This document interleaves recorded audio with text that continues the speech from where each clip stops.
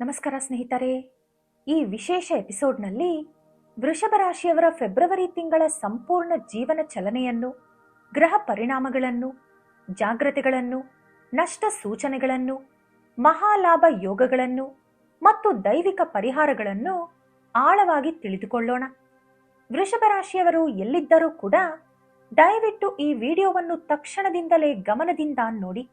ಯಾಕಂದ್ರೆ ಈ ಎಪಿಸೋಡ್ನಲ್ಲಿ ನೀವು ಕೇಳಲಿರುವ 2 ಮಹಾಶುಭ ಸುದ್ದಿಗಳು ನಿಮ್ಮ ಜೀವನದ ದಿಕ್ಕನ್ನೇ ಬದಲಾಯಿಸಬಲ್ಲವು. ಇಂತಹ ಅವಕಾಶಗಳು ಮರುಕಳಿಸದೆ ಹೋಗುವ ಸಾಧ್ಯತೆ ಕೂಡ ಇದೆ.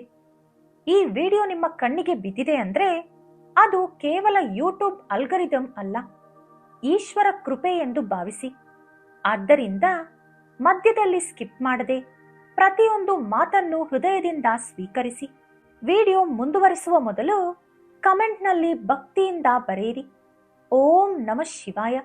ಇದು ನಿಮ್ಮ ಮನಸ್ಸಿಗೂ ಶಾಂತಿ ಕೊಡುತ್ತದೆ, ನಮ್ಮ ಕೆಲಸಕ್ಕೂ ಶಕ್ತಿ ಕೊಡುತ್ತದೆ. ಹಾಗೆ ನೀವಿನ್ನೂ ನಮ್ಮ ಚಾನೆಲ್ ಅನ್ನು ಸಬ್ಸ್ಕ್ರೈಬ್ ಮಾಡ್ಕೊಂಡಿಲ್ಲ ಅಂದ್ರೆ ಖಂಡಿತ ಈಗಲೇ ಸಬ್ಸ್ಕ್ರೈಬ್ ಮಾಡ್ಕೊಳ್ಳಿ. ಹಾಗೆ ಈ ವಿಡಿಯೋ ಇಷ್ಟ ಆದ್ರೆ ಮರೀದೇ ಒಂದು ಲೈಕ್ ಕೊಡಿ. ವೃಷಭ ರಾಶಿಯವರೇ, ಈಗ ನಿಮ್ಮ ಮನಸ್ಥಿತಿ ತುಂಬಾ ಆಳವಾಗಿದೆ. ನೀವು ಜೀವನವನ್ನು ಒಂದು ಯುದ್ಧದಂತೆ ನೋಡುತ್ತಿದ್ದೀರಿ.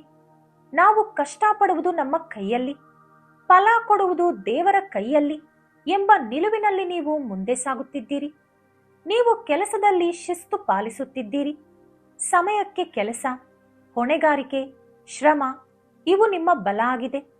ನಿಮ್ಮ ಕೆಲಸ ಅಂದ್ರೆ ಕೆಲಸ, ಮಾತು ಅಂದ್ರೆ ಮಾತು. ಆದರೆ ಇಲ್ಲಿ ಒಂದು ಸೂಕ್ಷ್ಮ ಸಂಗತಿ ಇದೆ. ನಿಮ್ಮ ಸುತ್ತಲಿರುವ ಜನರ ಪ್ರಭಾವ ನಿಧಾನವಾಗಿ ನಿಮ್ಮ ಜೀವನದಲ್ಲಿ ಅಲೆಗಳನ್ನು ಎಬ್ಬಿಸುತ್ತಿದೆ. ಹೊರಗೆ ಎಲ್ಲವೂ ಶಾಂತವಾಗಿದ್ದರೂ ಒಳಗೆ ಅಡಗಿದ ಅಶಾಂತಿ ಇದೆ. ನೀವು ದುಡಿಯುತ್ತಿದ್ದೀರಿ, ನಿಮಗೆ ಹಣ ಬರುತ್ತಿದೆ. ಸಣ್ಣ ಮೊತ್ತವಾಗಲಿ ದೊಡ್ಡ ಮೊತ್ತವಾಗಲಿ ನಿಮ್ಮ ಶ್ರಮದ ಫಲ ಇದೆ.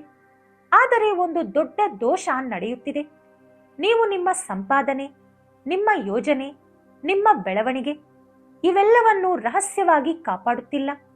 ಯಾರ ಬಳಿ ಹೇಳಬೇಕು, ಯಾರ ಬಳಿ ಹೇಳಬಾರದು, ಯಾರನ್ನು ಒಳಗೆ ಬಿಡಬೇಕು, ಯಾರನ್ನು ದೂರ ಇಡಬೇಕು, ಈ ಗಡಿ ನಿಮಗಿನ್ನೂ ಸ್ಪಷ್ಟವಾಗಿಲ್ಲ. ಇದರ ಪರಿಣಾಮದಿಂದಾಗಿ ಕೆಲವರು ನಿಮ್ಮ ಮೇಲೆ ಕಣ್ಣಿಟ್ಟಿದ್ದಾರೆ. ಕೆಲವರು ನಿಮ್ಮ ಶ್ರಮ ನೋಡಿ ಅಸೂಯೆ ಪಡುತ್ತಿದ್ದಾರೆ. ಕೆಲವರು ನಿಮ್ಮನ್ನು ಭಾವನಾತ್ಮಕವಾಗಿ ಬಳಸಿಕೊಳ್ಳುತ್ತಿದ್ದಾರೆ. ಇನ್ನು ಕೆಲವರು ಸಹಾಯ ಎಂಬ ಹೆಸರಿನಲ್ಲಿ ನಿಮ್ಮ ಹಣ ದೋಚುತ್ತಿದ್ದಾರೆ. ನಿಮಗೇ ಗೊತ್ತಾಗದೆ ನಿಮ್ಮ ಆದಾಯದ ಸುಮಾರು 20% ಹೊರಗೆ ಸೋರಿಕೆಯಾಗುತ್ತಿದೆ. ಲಕ್ಷ್ಮಿ ನಿಮ್ಮ ಮನೆಗೆ ಬಂದಾಗ ಅವಳನ್ನು ಮೌನವಾಗಿ ಸ್ವೀಕರಿಸಬೇಕು. ಹೆಚ್ಚು ಪ್ರದರ್ಶನ ಮಾಡಿದರೆ ಹೆಚ್ಚು ದೃಷ್ಟಿ ಬೀಳುತ್ತದೆ. ನಿಮ್ಮ ಪ್ರಗತಿ ಎಲ್ಲರಿಗೂ ಗೋಚರವಾದಾಗ ಕಣ್ಣು ದಿಷ್ಟಿ ಬೀಳುತ್ತದೆ. ಶಕ್ತಿ ಕುಗ್ಗುತ್ತದೆ, ಅಡ್ಡಿಗಳು ಬರುತ್ತವೆ. ಆದ್ದರಿಂದ ಇಂದಿನಿಂದ ನಿಮ್ಮ ಯೋಜನೆ ನಿಮ್ಮೊಳಗೆ ಇಟ್ಟುಕೊಳ್ಳಿ. ನಿಮ್ಮ ಹಣ ಭದ್ರವಾಗಿ ಕಾಪಾಡಿಕೊಳ್ಳಿ. ನಿಮ್ಮ ಗುರಿ ಮೌನವಾಗಿ ಇಟ್ಟುಕೊಳ್ಳಿ.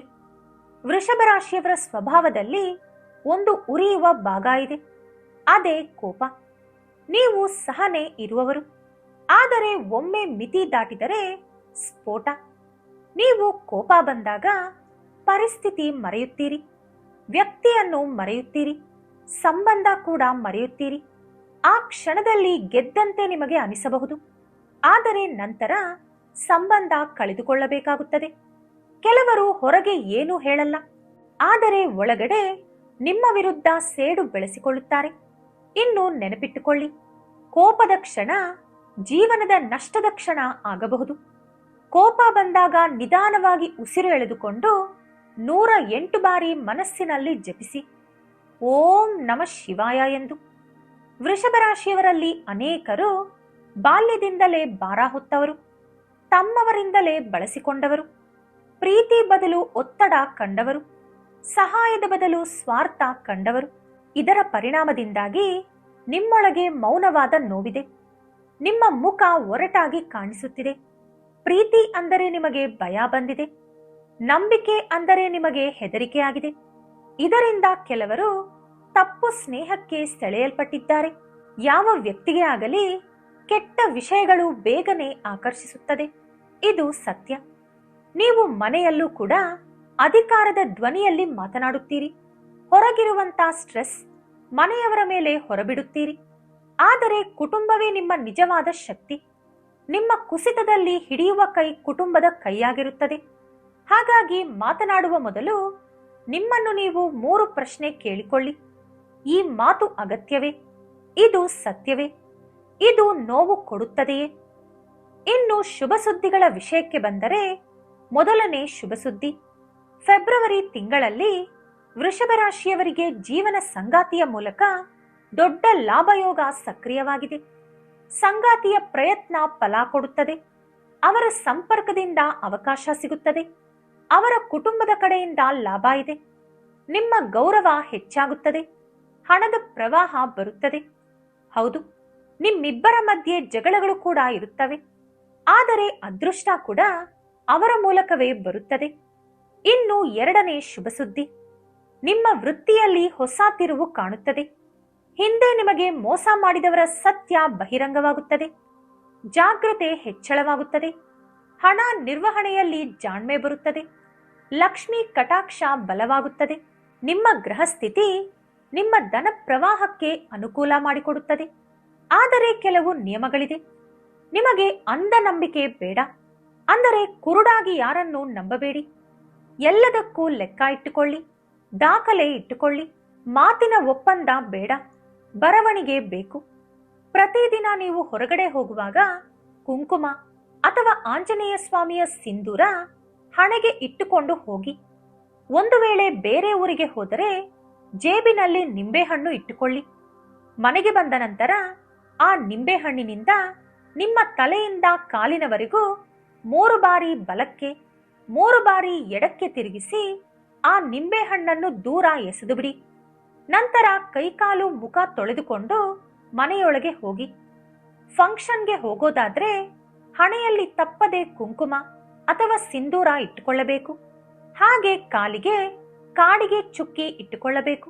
ತಿಂಗಳಿಗೆ 1 ಸಲ ಅಮಾವಾಸ್ಯೆ ದಿನ, ಗುರುವಾರ ಅಥವಾ ಭಾನುವಾರ ಕೆಂಪು ನೀರಿನಿಂದ ದಿಷ್ಟಿ ತೆಗೆದುಕೊಳ್ಳಿ. ಇನ್ನು ದೈವೋಪಾಸನೆಗೆ ನೀವು ಶಿವಾರಾಧನೆ ಮಾಡಿದರೆ ಅತ್ಯಂತ ಶುಭ ಉಂಟಾಗುತ್ತದೆ. ಶಿವಲಿಂಗಕ್ಕೆ ನಿಮ್ಮ ಕೈಯಾರೆ ಅಭಿಷೇಕ ಮಾಡಿದರೆ ತುಂಬಾ ಒಳ್ಳೆಯದು. ಸಾಧ್ಯವಾಗದಿದ್ದರೆ ಅಭಿಷೇಕ ಮಾಡಿಸಿ.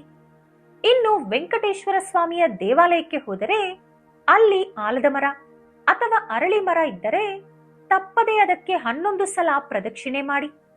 ಮರದ ಮುಂದೆ ಎಳ್ಳೆಣ್ಣೆ ಅಥವಾ ತುಪ್ಪದಿಂದ ದೀಪ ಹಚ್ಚಿ. ಇನ್ನು ಶನಿ ತ್ರಯೋದಶಿ ಅಥವಾ ಶನಿವಾರದಂದು ಶನಿದೇವರಿಗೆ ತಪ್ಪದೆ ಎಳ್ಳೆಣ್ಣೆಯಿಂದ ತೈಲಾಭಿಷೇಕ ಮಾಡಿ. ಎಳ್ಳು ಬೆಲ್ಲ ಬೆರೆಸಿ ತಯಾರಿಸಿದ ಉಂಡೆಯನ್ನು ನೈವೇದ್ಯವಾಗಿ ಸಮರ್ಪಿಸಿ. ಹಾಗೆ ಎಳ್ಳೆಣ್ಣೆಯಿಂದ ದೀಪ ಹಚ್ಚಿ. ಇದರಿಂದ ಶನಿದೇವರ ಅನುಗ್ರಹ ದೊರೆತು ರಾಜಯೋಗ ಪ್ರಾಪ್ತಿಯಾಗುತ್ತದೆ. ಇನ್ನು ಆದಾಯ ಬಂದ ಕೂಡಲೇ ಕನಿಷ್ಠ 20% ಬೇರ್ಪಡಿಸಿ.